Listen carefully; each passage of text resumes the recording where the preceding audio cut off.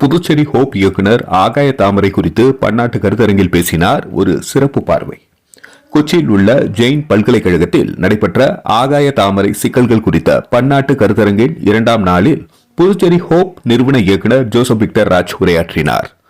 முதலாவது அமர்வில் ஆகாய தாமரை சிக்கல் குறித்து உலகின் பல்வேறு பாகங்களில் மேற்கொள்ளப்பட்டுள்ள தீர்வுகள் குறித்து விவாதிக்கப்பட்டது. இதில் நைஜீரியா, கென்யா, இந்தோனேஷியா ஆகிய நாடுகளை சேர்ந்த பேச்சாளர்கள் உரையாற்றினர். 2வது அமர்வில் பன்னாட்டு நிறுவனங்கள் மேற்கொண்டுள்ள தீர்வுகள் குறித்து விவாதிக்கப்பட்டது. 3வது அமர்வில் இந்தியாவில் வெவ்வேறு மாநிலங்களில் மேற்கொள்ளப்பட்டுள்ள தீர்வுகள் குறித்து விவாதிக்கப்பட்டது. இதில் பேசிய புதுச்சேரி ஹோப் இயக்குனர் ஜோசப் விக்டர் ராஜ் ஆகாய தாமரை கைவினைப் பொருட்கள் பயிற்சி அனுபவங்களை பகிர்ந்தார். ஆகாய தாமரையை கழிவாக அகற்றுவதற்கு அரசுகள் செலவழிக்கின்றன. ஆனால் கைவினைப் பொருட்களுக்கான மூலப்பொருளாக கருதி ஆகாய தாமரையை அகற்றினால் வருமானம் ஈட்டலாம் என வலியுறுத்தினார். இந்த கலையை கலையாக மாற்றுவதன் மூலம் சுற்றுச்சூழலை பாதுகாப்பதோடு மக்களுக்கு வாழ்வாதாரத்தையும் வருமானத்தையும் மேம்படுத்த முடியும் என்று குறிப்பிட்டார்.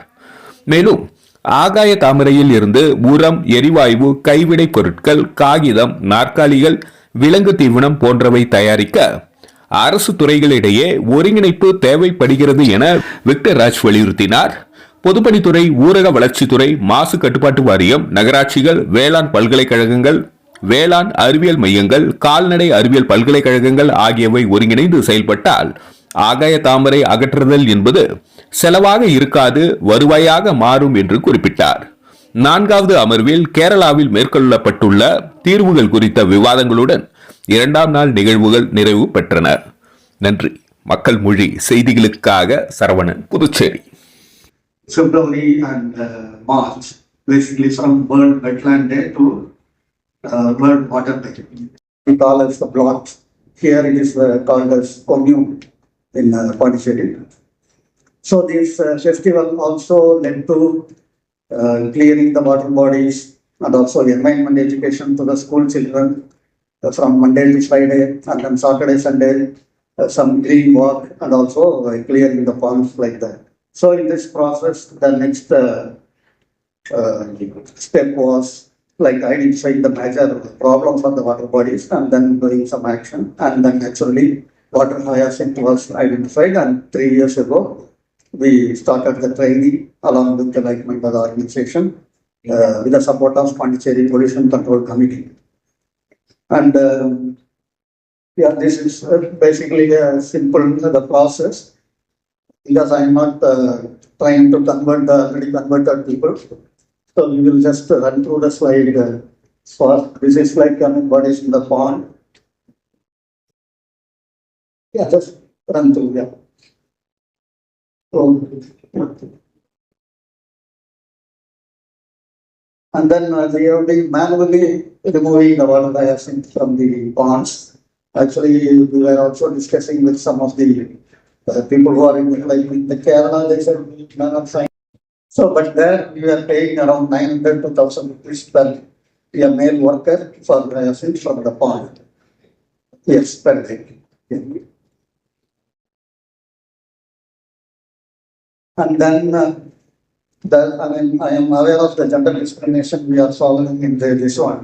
Basically, we use men to collect it by paying 1,000 rupees per day. And then for cutting and removing the leaves and roots, we pay around 300 to 400 rupees for the linen workers. And then it is dried for roughly 2 weeks.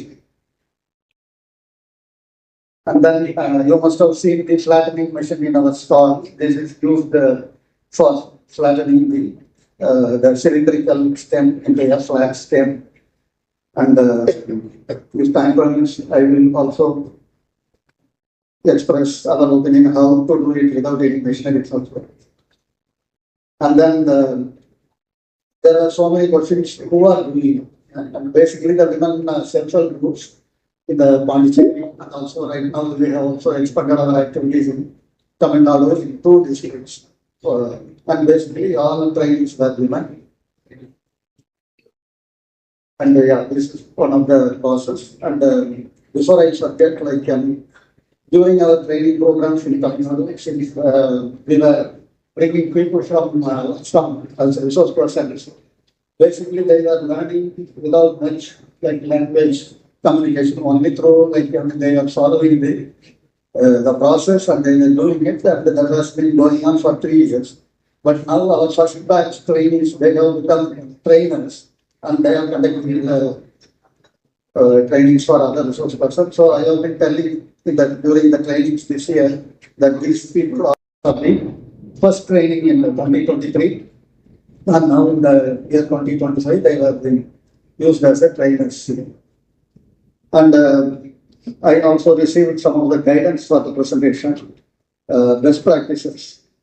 So during the trainings, we have been telling the people like this is a free raw material available, just like shoes. And all this art which they make is called as kalai. So we used to say like you are making kalai to kalai. And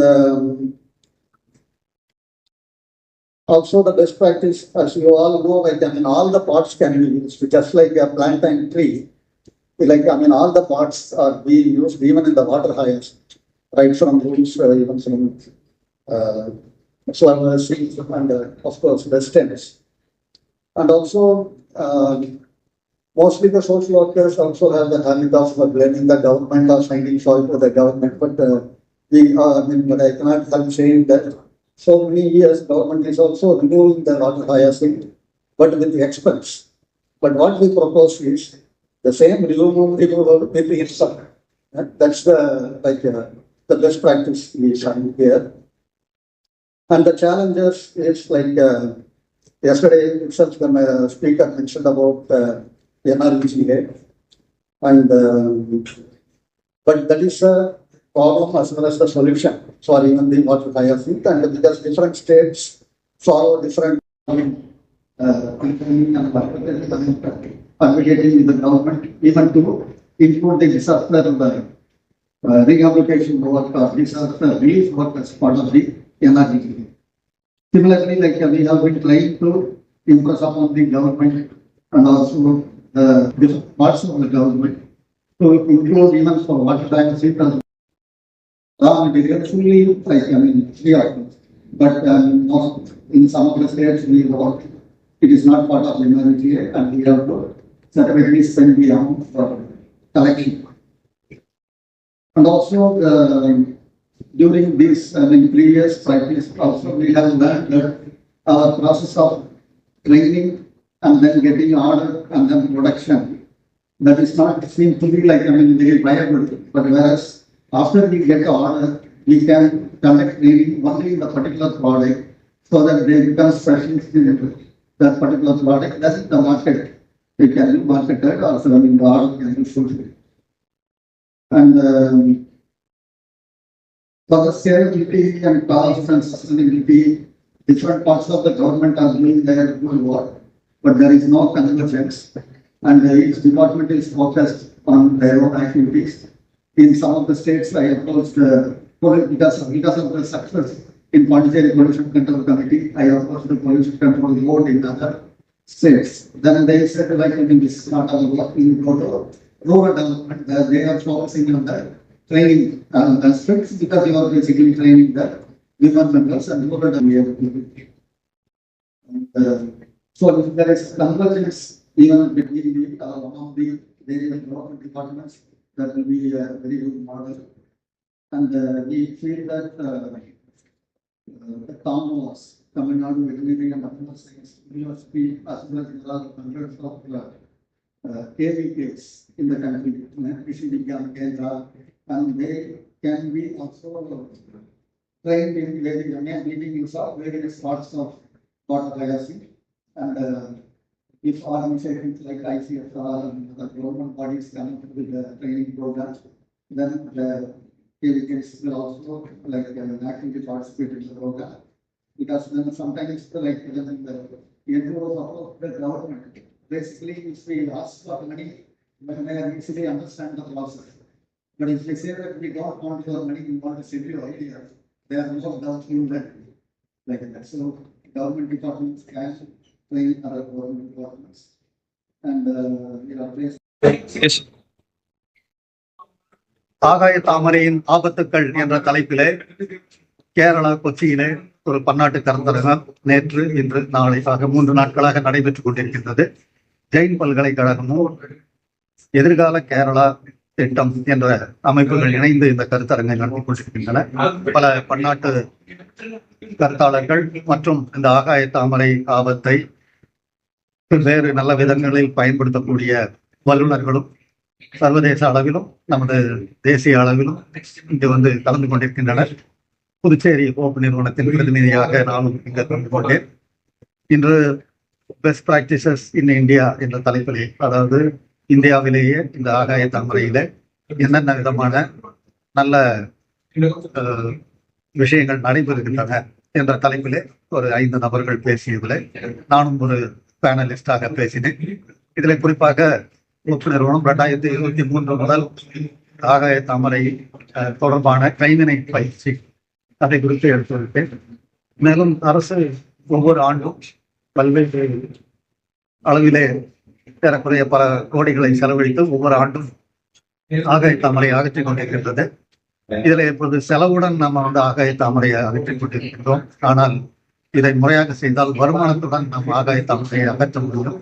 ஏனெனில் ஒவ்வொரு ஆண்டும் கோடிக்கணக்கான ரூபாயை செலவழித்து ஆகாய தாமரையை அகற்றி அதை குப்பை போல அந்த ஆற்றின் கரையிலோ ஓடையின் கரையிலோ அல்லது குளத்தின் கரையிலோ நாம் போட்டுக்கிட்டு இருக்கின்றோம். ஆனால் 8 மாதங்களிலேயே ஆகாய தாமரை ஆயிரக்கணக்கான மடங்கு அதிகமாக வளர்வதற்கு வாய்ப்பு இருக்கின்றது. இதை நாம் சொல்வது போல நாம முறையாக அதை எடுத்து அதனுடைய அனைத்து பாகங்களிலுமே பயன் உள்ளது. நமக்கு பூ மற்றும் இலையை ஒரு பயன்பாட்டிற்கும், தண்டுகளை கைவினை பொருட்களுக்கும், வேரை நமக்கு பயோ கம்போஸ்ட் போன்றவை தயாரிப்பதற்கும், இயற்கை உரங்களை தயாரிப்பதற்கும் நாம் பயன்படுத்த முடியும். இப்படி செய்தால் இந்த பிரச்சனை நம்ம 8 மாதங்களுக்கு ஒரு முறை ஜெனரேட் ஆகக்கூடிய ஆகாய தாமரையை மக்களையே தங்களுடைய வாழ்வாதாரத்திற்காக அகற்றி தங்களுடைய எதிர்கால வாழ்வை வளப்படுத்துவதற்கான வாய்ப்பு இருக்கின்றது. கலையாக இருக்கக்கூடிய ஒரு ஆகாய தாமரையை நமக்கு ஒரு கலையாக மாற்ற முடியும் கைவினை பொருட்கள் செய்வதன் மூலமாக. அதே போல இது பல்வேறு அரசு நிறுவனங்களும் இது தொடர்பான பணிகளை செய்து கொண்டிருக்கின்றன. ஆனால் இதில் ஒரு ஒருங்கிணைப்பு என்று சொல்லக்கூடிய ஒரு கன்வர்ஜென்ஸ் என்பது இல்லாமல் சென்று பல்வேறு துறைகளும் ஒருங்கிணைந்து செயல்பட்டால் இந்த ஆகாய தாமரை நாம் அகற்றி சுற்றுச்சூழல் மேம்பாடு ஏற்படுத்துவதோடு கிராம மக்களுக்கு வாழ்வாதாரத்தையும் மேம்படுத்த முடியும் என்ற தலைப்பில் நான் பேசுகிறேன். நன்றி.